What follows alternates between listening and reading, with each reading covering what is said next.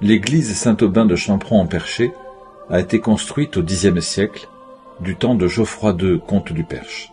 Au lendemain de la Révolution qui a ruiné et appauvri la France, les évêques durent réorganiser le culte dans les nouveaux diocèses remaniés à la suite du Concordat et sacrifier de nombreuses petites églises presque en ruine, faute d'argent pour les réparer.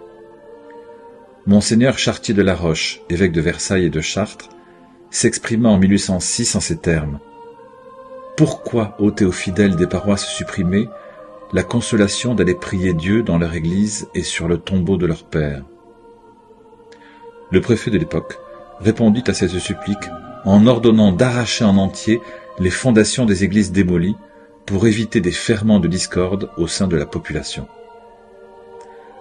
L'ancienne église Saint-Aubin vécut une lente agonie entre l'époque révolutionnaire et le début du XXe siècle.